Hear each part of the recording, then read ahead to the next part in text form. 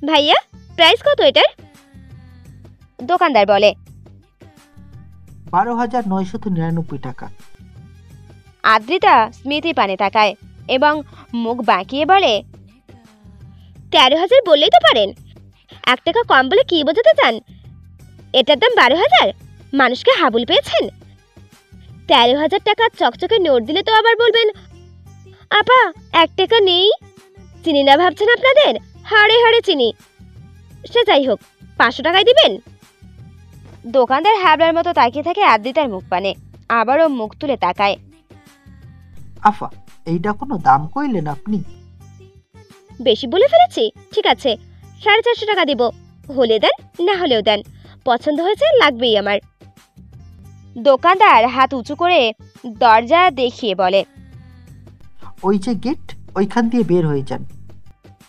আশ্চর্য, আপনি কি আমায় তাড়িয়ে দিচ্ছেন? তো আপনাকে তো পিটানি দেয়নি, এটাই ভাগ্য। 13,000 টাকা ড্রেস 500 টাকা দাম করছেন। কাণ্ডজ্ঞান আছে আপনার, পাগল কোথাকার। এই যে দোকানদার, মুখ সামলে কথা বলুন। এই জামার দাম 200 টাকার থেকেও কম। ফুটপাতে এসব জামা শত শত বিক্রি হয়। একটু বড়লোক বড়লোক ভাব দেখাতেই এই দোকানে আসছি, না হলে আদ্রিতা চৌধুরী এখানে আসতো না। ভালো হয়েছে আপা, আপনি ফুটপাত থেকেই কিনেন গিয়া। আমাকে ক্ষমা করেন। আদ্রিতা দোকানদারকে বকতে বকতে বেরিয়ে যায় দোকান থেকে। আবরার ভুরু কুচকে তাকিয়ে থাকে, বিড়বিড় করে আওড়ায়, আদ্রিতা চৌধুরী। তার পরের দিন আবরারের সুইজারল্যান্ডে ব্যাক করার দিন। সকালে ঘুম থেকে উঠে দাদা ভাইয়ের কবর জিয়ারত করে আসে। তখন পুনরায় আদ্রিতাকে দেখতে পায়, কবরের পাশে বসে কাঁদছে এবং প্রলাপ বকছে। দাদু, ও দাদু, জানো আজকে কি হয়েছে? বড় মা আমাকে বকা দিয়েছে, মাকে কথা শুনিয়েছে। বড় মা এমন কেন বলো তো দাদু? তোমার নাতিকে ফিরে আসতে বলো না দাদু, তাকে বলো না আমাকে আর মাকে নিয়ে যেতে। আবরার প্রতিটা কথা মনোযোগ দিয়ে শুনতে থাকে এবং পরপরই সিদ্ধান্ত নেয় আরও কিছুদিন বাংলাদেশে থাকবে সে। আদ্রিতা চৌধুরীর খোঁজ খবর বের করতে হবে। অদ্ভুত ব্যাপার হলো, এখনো পর্যন্ত আবরার মেয়েটির মুখ দেখেনি। দোকানেও চুল দেখেছে, এখনো চুল দেখেছে। কি সুন্দর চুলগুলো, ঘন কালো এবং বিশাল লম্বা। আবরার কখনোই এত লম্বা চুল দেখেনি, তাই বোধহয় একটু বেশি কৌতূহল জেগেছে। দীর্ঘক্ষণ কবরের পাশে বসে থেকে চলে যায় আদ্রিতা। সেখানে ফেলে যায় হাতের একখানা চুড়ি। সেই চুড়ি এখনো রয়েছে আবরারের পার্সোনাল কাবার্ডে। এইটুকু বলেই থামে আবরার। সিয়াম ফ্লোরে শুয়ে পড়েছে বহুক্ষণ আগেই। এইরকম একটা স্টোরি কি আর বসে বসে শোনা যায়? ইভান আবরারের একদম গা ঘেঁষে বসে আছে, গালে হাত, তার চোখের পল্লবও ফেলছে না, যেন একটু নড়াচড়া করলেই স্টোরি শেষ হয়ে যাবে। আমার ডেইরি মিল্ক চিবাচ্ছে, পকেটে ছিল। আহাদ আবরারের পায়ের কাছে বসে আছে। সবগুলো বলদের পানে এক পলক তাকায় আবরার, পরপরই দাঁড়িয়ে পড়ে, বিরক্ত স্বরে বলে, তোদের প্রবলেম কি? হ্যাঁ, আমি জাস্ট একটা স্টোরি বলেছি, আমার মুখের মধ্যে সিনেমা হল বসাইনি। ইডিয়েটের দল। সিয়াম হাই তুলে বুকে হাত দিয়ে আপন মনে বলে ওঠে, কন্যা তো লম্বা চুলে কি ছিল কে জানে, দেখে আবরার হয়েছে ফিদা ভেবে। সিয়ামের কবিতা শেষ হওয়ার আগেই আবরার ধমক দিয়ে বলে ওঠে, স্টপ ইট সিয়াম, ডিসকাস্টিং লাগে তোর কবিতা। আমানও আবরারের মতো ধমক দিয়ে বলে, চুপ কর বাপ, পরেরটুকু শুনতে দে। হ্যাঁ ভাই, তারপর বলো কি হলো? আহাদ বলে,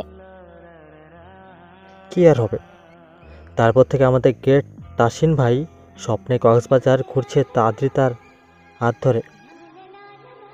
নিচের ঘনকল চাপা দাড়িতে হাত বোলায় আবরার। সি, স্বপ্নে হাত ধরে ঘুরবো কেন? বাসর সেরে 2 বাচ্চার বাবা হয়ে গিয়েছি। বড় বড় পা ফেলে প্রস্থান করে আবরার। 4 বন্ধু উচ্চ স্বরে হেসে ওঠে। সিয়াম বলে, শুধু স্বপ্নে, রিয়েল লাইফে করিসনি? আমার মুখ বাঁকিয়ে বলে, এখন রুমে যাচ্ছে কি ঘাস কাটতে? মানে বাসর হবে আজকেই। অবভিয়াসলি আবার ছাড় দিবে। সিয়াম এক লাফে উঠে বসে। ভাই চল আমরা শুনবো। আহাদ বলে, কি শুনবি মানে? মানে আরিফ আঁকবো, দেখবো কি থেকে শুরু করে, কি কি বলে, কিভাবে সাউন্ড করে। ইভান ভীতু স্বরে বলে, না ভাই, আবরার জানতে পারলে তো রেগে যাবে। আরে তোর কিচ্ছু হবে না, চল তো তোরা।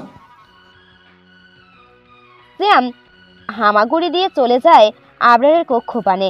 আবরারের পেছন পেছন হাঁটতে থাকে ইভান আর আহাদ। আমান এখনো চিন্তিত, যাবে কি যাবে না সেটাই ভাবছে। বাংলাদেশের কক্সবাজার সমুদ্র সৈকতের জন্য বিখ্যাত, আর সমুদ্রের রেস ধরে বিখ্যাত হয়েছে এবি হোটেল।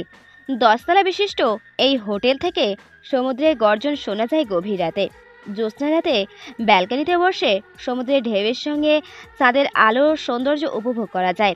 বাংলাদেশে নামিদামি সকল মানুষ কক্সবাজারের সৌন্দর্য উপভোগ করতে বরাবরই চড়া দামে এবি হোটেলে রুম বুক করে। এই হোটেলের মালিক ছিলেন আরিফ রহমান। নিজের সারা জীবন সঞ্চিত অর্থ এবং শ্বশুরের সমস্ত সম্পত্তি বিক্রি করে এবি হোটেল বানিয়েছিলেন।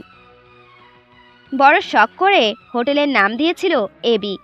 এতে আরিফ এবং বিতে বর্ষা, আরিফের প্রথম স্ত্রী আদ্রিতার মা। বর্ষার বাবা বরিস ছিলেন সরকারি কর্মকর্তা। এক কন্যা এবং একটা ছেলে নিয়েই ছিলেন তার সংসার। ছেলেকে লেখাপড়া করিয়ে বাড়ি গাড়ি করে দিয়েছিলেন। এবার মেয়ের পালা। যখন আরিফ এসে বলেছিল, বাবা আমি কক্সবাজারে একটা হোটেল দিতে চাই, বরিস দ্বিমত করেনি, বরং ব্যাংকে যত টাকা গচ্ছিত ছিল সবই তুলে দিয়েছিলেন। তাতে যখন হলো না, ভিটেমাটি সবই বিক্রি করে দিল। আদ্রিতার যেদিন জন্ম হয় সেদিনই হোটেল উদ্বোধন করা হয়। তারপর থেকে তার পিছে ফিরে তাকাতে হয়নি। প্রথম বছরেই হোটেলের নামডাক ছড়িয়ে পড়ে গোটা শহর জুড়ে। লাভ বাড়তে থাকে হু হু করে। আদ্রিতার যখন 3 বছর বয়স, তখন আরিফ সাফল্যের দ্বারে পৌঁছে গিয়েছিলেন। একটা হোটেল তাকে কোটিপতির খাতায় নাম লিখিয়ে দেয়। সিদ্ধান্ত নেয় গার্মেন্টসের ফ্যাক্টরি তৈরি করবে। বরাবরের মতো বর্ষা স্বামীর সিদ্ধান্তের সায় জানায়, তাকে উৎসাহ দেয়। আর এটাই ছিল বর্ষার জীবনের ভুল সিদ্ধান্ত। আরিফ গার্মেন্টসের ফ্যাক্টরি তৈরি করার জন্য জমি খুঁজছিল। কক্সবাজারে যেহেতু হোটেল দিয়ে লাভবান হয়েছে, সেহেতু কক্সবাজারেই গার্মেন্টসের ফ্যাক্টরি খুললে লাভবান হবে, এমনটাই আশা করে কক্সবাজারে জমি খুঁজতে শুরু করে এবং হোটেলের সিকিউরিটির সাহায্যে পেয়েও যায়। জমিটা ছিল এমন আলী নামক এক লোকের। লোকটির একটা মেয়ে ছিল, ইমা। জমি কেনার সূত্র ধরেই ইমার সাথে পরিচয় হয় আরিফের। মেয়েটি খুব সুন্দর দেখতে ছিল। প্রথম দেখায় আরিফের ভালো লেগে যায়। তারপর তাদের বন্ধুত্ব হয় এবং একটা সময় প্রণয় ঘটে। গোপনে বিয়েও করে নেয় তারা। বর্ষা অত্যাধিক বিশ্বাস করত স্বামীকে। কখনোই তার ফোন ঘাটত না, কখনোই কোনো প্রশ্ন করত না। গার্মেন্টসের ফ্যাক্টরি কাজ শেষ হওয়ার পরেই সেই ফ্যাক্টরির নাম রাখে আদ্রিতা ফ্যাশন হাউস এবং ছোট্ট মেয়েটি তার উত্তরাধিকারী হবে এমনটা উইল করে রাখে। বর্ষা শতবার বারণ করেছিল, বাবার সম্পত্তি মানেই আদ্রিতার সম্পত্তি। কিন্তু বোকা বর্ষা তখন বুঝতেই পারেনি কি হচ্ছে তার সাথে। একদিন আরিফ বলল সে সিঙ্গাপুর যাবে, সেখানেও একটা ব্যবসা দাঁড় করাবে। দেশ বিদেশ সব জায়গাতেই তিনি পরিচিত পেতে চান। এবারেও কোনো বাধা দেয়নি বর্ষা। আরিফ চলে যায় সিঙ্গাপুর। এভাবেই কিছু বছর চলে যায়। আরিফ দেশে ফিরেছে কিছু মাস হলো। কক্সবাজারে ফ্যাক্টরি এবং হোটেল দেখতে গিয়েছে। সেখানে মাসখানেক থাকবে এমনটাই বলেছে। আদ্রিতা 10ম জন্মদিন চলে এসেছে। রাত 12টার পরেই মেয়েটার 10 বছর পূর্ণ হবে। বর্ষা চিন্তা করে আরিফকে সারপ্রাইজ দেবে। মেয়েকে নিয়ে কক্সবাজার চলে যাবে। ওদের দেখে আরিফ নিশ্চয়ই ভীষণ খুশি হবে এবং একসাথে সমুদ্রের পাড়ে বসে কেক কাটবে। যেই ভাবা সেই কাজ। ঘুমন্ত আদ্রিতাকে তুলেই রাতের বাসেই কক্সবাজারে রওনা হয়। পৌঁছাতে পৌঁছাতে ভোরের আলো ফুটে ওঠে। বর্ষা মেয়েকে নিয়ে এবি হোটেলে ওঠে। কাউন্টারে যেতেই চাপড়া সালাম দেয় এবং জানায় স্যার 202 নম্বর কক্ষে রয়েছে। বর্ষা মুচকি হেসে চাবি নিয়ে চলে যায়। 202 নম্বর কক্ষের দরজা খুলতেই চোখের সামনে ভেসে ওঠে এক অবিশ্বাসনীয় কাহিনী। কেঁপে ওঠে বর্ষা, 2 হাতে চেপে ধরে ছোট আদ্রিতার চোখ দুটো, জিভ দ্বারা ঠোঁট ভিজিয়ে নিজের আক্ষি পল্লব বন্ধ করে নেয়। অপ্রস্তুত আরিফ তাড়াহুড়ো করে উঠে বসে। ইমা গায়ে চাদর জড়িয়ে রাগান্বিত স্বরে বলে ওঠে,